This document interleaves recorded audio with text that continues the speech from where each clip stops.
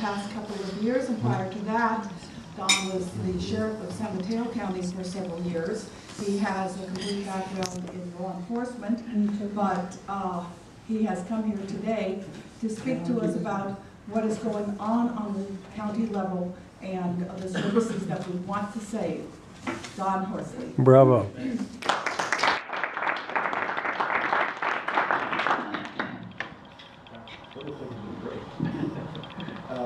Well, when I first ran for office,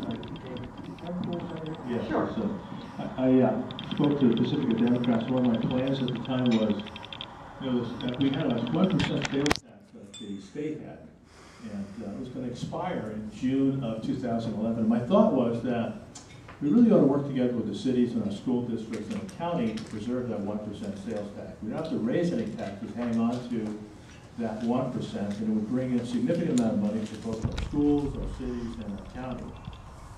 Well, our illustrious governor had essentially the same idea, and so the idea that I had was that we really weren't able to work it out, and but that didn't mean that the problems for the county went away. And, this little thing that you have on the desk here shows you the kind of services that the county has.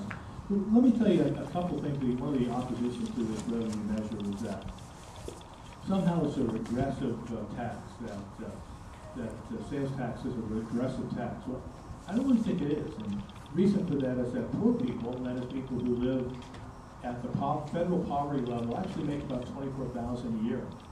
They spend all their money on both shelter and food. That's not taxable. And poor people and low-income people, they don't shop at Nordstrom's and they're not buying Porsches. So the actual, in fact, there's data that shows that the actual sales tax, the amount of money that is paid by upper-income people is actually significantly higher than lower-income people. So I don't really think it is a regressive tax. The other thing is that it's essentially all of those services that we perform, for the most part, really go to lower-income families. So when I ran for office, I used to say things like, well, we have about 100,000 people on the county's health care system. And we do. We have 100,000 people. 1 out of 7 in San Mateo County depends on us for health care. That means that's Medi-Cal, very low-income people. And by the way, one of the things, for food stamps, give you an example of the kind of support that low-income people get.